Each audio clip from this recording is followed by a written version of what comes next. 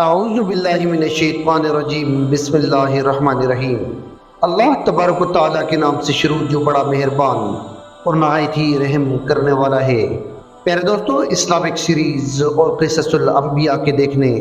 اور سننے والوں کو السلام علیکم ورحمۃ اللہ وبرکاتہ۔ دنیا میں بت پرستی کا آغاز کب ہوا اور دنیا میں سب سے پہلے بت پرستی کی بنیاد کن لوگوں نے رکھی اور شیطان نے سب سے پہلے اس دنیا میں کن لوگوں کے بت بنائے اور ان کی پوجا شروع کروائی، اور دنیا میں سب سے پہلے جن لوگوں کی پوجا شروع ہوئی وہ لوگ کون تھے، اور یہ بت پرستی دنیا کے اندر کس طرح پھیلی، اور اس بت پرستی کا باقاعدہ آغاز کرنے کے لیے شیطان کو کتنے سال تک انتظار کرنا پڑا۔ پیارے دوستو، ان تمام تر سوالات کے جوابات قرآن و حدیث کی روشنی میں آج کی اس ویڈیو میں ہم آپ کو بتائیں گے، لہٰذا آپ سے گزارش کی جاتی ہے کہ ہماری اس ویڈیو کو اینڈ تک ضرور دیکھیے گا۔ پیارے دوستو، حضرت آدم علیہ السلام پہلے وہ نبی ہیں جو سب سے پہلے اس دنیا میں تشریف لائے۔ حضرت آدم علیہ السلام کے بعد اللہ تبارک و تعالیٰ نے ان کے بیٹے حضرت شیش علیہ السلام کو نبوت عطا فرمائی۔ حضرت شیش علیہ السلام کے دور سے ہی شرک کی ابتدا ہو چکی تھی، اور حضرت شیش علیہ السلام کے دور میں لوگ اللہ تبارک و تعالیٰ کی وحدانیت کو چھوڑ کر آگ کی پوجا کرنے لگے تھے۔ حضرت شیش علیہ السلام کے بعد تیسرے نبی جو اس دنیا میں تشریف لائے، جن کو اللہ تبارک و تعالیٰ نے نبوت عطا فرمائی، وہ حضرت ادریس علیہ السلام ہیں۔ حضرت ادریس علیہ السلام کے دور سے ہی بت پرستی کا باقاعدہ آغاز ہوا، اور اس طرح شیطان کو حضرت آدم علیہ السلام سے لے کر حضرت ادریس علیہ السلام کے زمانے تک بت پرستی کا آغاز کرنے کے لیے انتظار کرنا پڑا، اور اس طرح شیطان بدبخت نے بت پرستی کا آغاز کرنے کے لیے کئی 100 سالوں تک انتظار کیا، اور پھر آخرکار حضرت ادریس علیہ السلام کے زمانے میں یہ بدبخت لعین کامیاب ہوا۔ پیارے دوستو، روایات میں آتا ہے کہ حضرت آدم علیہ السلام کی وفات کے 500 سال تک حضرت ادریس علیہ السلام اس دنیا میں تشریف لائے، اور بعض روایات کے مطابق حضرت ادریس علیہ السلام حضرت آدم علیہ السلام کی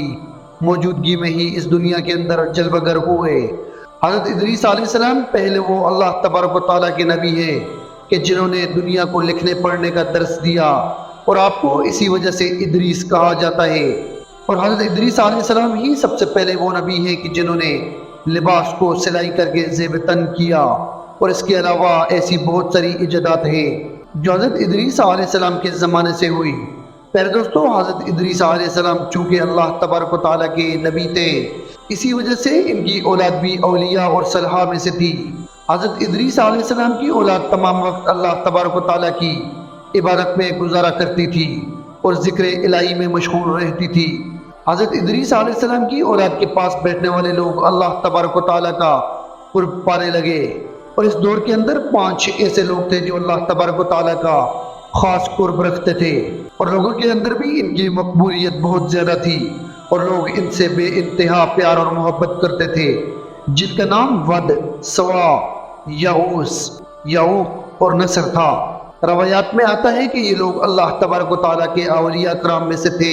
انہوں نے اپنے لیے مسجدیں بنا رکھی تھی جن کے اندر وہ لوگوں کو ذکر و اذکار سکھاتے اور اللہ تبارک و تعالیٰ کی فرما برداری کی دعوت دیا کرتے تھے۔ چونکہ اس دور میں لوگ ان سے بے پناہ محبت کرتے تھے، اسی وجہ سے لوگ بڑے شوق کے ساتھ ان کے پاس آتے اور خوشی کے ساتھ عبادت کرتے اور عبادت میں لذت پاتے۔ پیارے دوستو، جب یہ نیک لوگ اس دنیا سے چلے گئے تو لوگوں کو انتہائی حسرت اور افسوس ہوا، اور ان کی عبادت کا شوق بھی کم ہوتا گیا، اور لوگ ان کی وفات کے بعد غمگین رہنے لگے، یہاں تک کہ لوگوں نے اپنا کاروبار کرنا بھی چھوڑ دیا۔ ان کی وفات کے بعد لوگ ایک دوسرے سے شکایت کرنے لگے کہ اب ہمیں عبادت الہی میں وہ سرور نہیں آتا جو پہلے آیا کرتا تھا۔ چنانچہ جب شیطان نے لوگوں کی یہ بے رخی اور ایمان میں کمی دیکھی تو شیطان نے موقع غنیمت جانتے ہوئے ان پر کڑا وار کر دیا، اور یہ وہ وقت تھا جب شیطان کو موقع ملا کہ وہ بت پرستی کا باقاعدہ آغاز کرے اور بت پرستی کی بنیاد رکھے۔ چنانچہ شیطان ان لوگوں کا کمزور ایمان دیکھ کر ایک دن سر پر امامہ باندھے اور ہاتھ میں عصا پکڑے ایک بوڑھے کی شکل میں ان لوگوں کے مجمع میں حاضر ہوا، اور شیطان ان لوگوں سے کہنے لگا کہ تم لوگ کیوں پریشان ہوتے ہو؟ تم لوگ ان بزرگان دین کی وفات کے بعد بھی عبادت کے اندر وہی لذت اور سرور حاصل کر سکتے ہو جو ان لوگوں کی زندگی میں حاصل کیا کرتے تھے۔ یہ بات سن کر لوگ بڑے حیران رہ گئے، تو لوگ اس بوڑھے سے پوچھنے لگے کہ آخرکار یہ کیسے ممکن ہے؟ اس وقت شیطان نے ان لوگوں کو مشورہ دیا کہ تم لوگ ان بزرگوں کی شکلوں کو اچھی طرح جانتے ہو، تو ان جیسی شکلیں پتھروں پر تراش کر تصویریں بنا لو اور ان بزرگوں کے لباس بھی ڈال دو، اور پھر ان تصویروں کو اپنی مسجدوں پہ محرابوں میں کھڑا کر دو۔ اس طرح جب تم لوگ عبادت کرو گے تو تمہیں ایسا محسوس ہوگا کہ یہ لوگ تمہارے پاس موجود ہیں اور تم کو دیکھ رہے ہیں۔ اس طرح تم لوگ عبادت بھی کرتے رہو گے اور عبادت کے اندر لذت بھی برقرار رہے گی۔ چنانچہ اس طرح شیطان کی یہ تجویز ان لوگوں کو انتہائی پسند آئی، کیونکہ اس وقت ان کو اس میں کوئی قباحت نہیں نظر آ رہی تھی، لہٰذا ان لوگوں نے فوری طور پر شیطان کے مشورے پر عمل کرنا شروع کر دیا، اور اس مشورے پر عمل کرتے ہوئے اپنے بزرگان دین کی تصویریں تراشی اور سجدہ گاہوں میں سجا دی۔ اس کے بعد پھر شیطان نے آہستہ آہستہ ان لوگوں کو یہ مشورہ دیا کہ تم میں سے جو بھی عبادت گاہوں میں جائے وہ پہلے ان بزرگوں کی تراشی ہوئی تصویروں کے ہاتھوں اور پاؤں کو چھوئیں، تاکہ یہ پتھروں کے بنائے ہوئے خدا ان سے راضی ہو جائے۔ پھر آہستہ آہستہ شیطان نے ان لوگوں کو یہاں تک گمراہ کر دیا کہ یہ لوگ عبادت گاہوں میں آتے مگر عبادت کے بجائے صرف ان مورتیوں کو سلام کر کے واپس چلے جاتے، یہاں تک کہ قدم چومنے کی جگہ سجدہ رائج ہو گیا، اور لوگ ان کے قدموں کے بجائے ان بتوں کو سجدہ کرنے لگے اور اللہ تبارک و تعالیٰ کی وحدانیت کو چھوڑ کر ان بتوں کی عبادت کرنے لگے۔ پیارے دوستو، آہستہ آہستہ اسی طرح وقت گزرتا رہا، یہاں تک کہ یہ نسل اس دنیا فانی سے رخصت ہو گئی، اور اس نسل کے بعد ان کی آل اولاد میں سے جب دوسری نسل اس دنیا میں آئی تو شیطان نے اس دوسری نسل کو گمراہ کرنا شروع کر دیا۔ تو شیطان اس دوسری نسل سے کہنے لگا کہ تمہارے باپ داداؤں کے بنائے ہوئے یہ بت حقیقت میں تمہارے خدا ہیں جن کی پوجا تمہارے باپ دادا کیا کرتے تھے۔ اس طرح شیطان نے اس دوسری نسل کو مکمل طور پر اللہ تبارک و تعالیٰ کی وحدانیت سے دور کر دیا اور کفر و شرک کے اس اندھیرے کے اندر دھکیل دیا، اور وہ لوگ اللہ تبارک و تعالیٰ کی ذات کو مکمل طور پر بھول چکے تھے اور اللہ تبارک و تعالیٰ کی وحدانیت کو چھوڑ کر ان بتوں کی پوجا کرنے لگے۔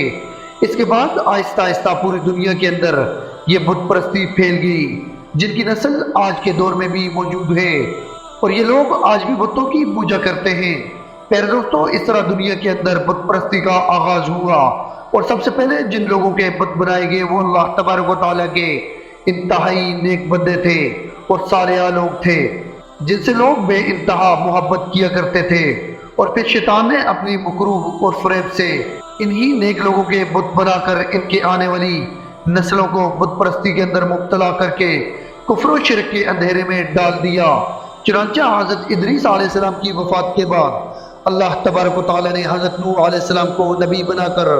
اس دنیا کے اندر بھیجا۔ حضرت نوح علیہ السلام نے 950 سال تک لوگوں کو توحید کی دعوت دی، مگر اس طویل مدت کے بعد بھی لوگ اللہ تبارک و تعالیٰ کی وحدانیت پر ایمان نہ لائے اور اسی طرح اپنی بت پرستی پر قائم رہے، تو اللہ تبارک و تعالیٰ نے اس قوم پر اپنا دردناک عذاب نازل فرمایا اور ان تمام لوگوں کو طوفان نوح کے اندر غرق کر دیا۔ اللہ تبارک و تعالیٰ سے دعا کی جاتی ہے کہ اللہ تبارک و تعالیٰ ہمیں نیک اعمال کرنے کی توفیق عطا فرمائے اور ان تمام گناہوں سے ہمیں بچائے جن گناہوں کے اندر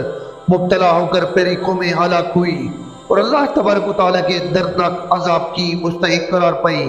معزز ویورز، امید کرتا ہوں کہ آپ کو ہماری آج کی یہ ویڈیو پسند آئی ہوگی۔ اگر آپ کو ہماری آج کی یہ ویڈیو پسند آئی ہے تو ہمارے یوٹیوب چینل کو سبسکرائب کریں، بیل آئیکن کو پریس کرنا نہ بھولیے گا تاکہ ہر نئی آنے والی ویڈیو آپ تک وقتاً فوقتاً پہنچتی رہے۔ اپنا ڈھیر سارا خیال رکھیے گا، ملتے ہیں آپ کو ایک نئی ویڈیو میں ایک نئے ٹاپک کے ساتھ، تب تک کے لیے ہمیں دیجیے گا اجازت۔ خدا آپ کا حامی و ناصر ہو۔ السلام علیکم ورحمۃ اللہ وبرکاتہ۔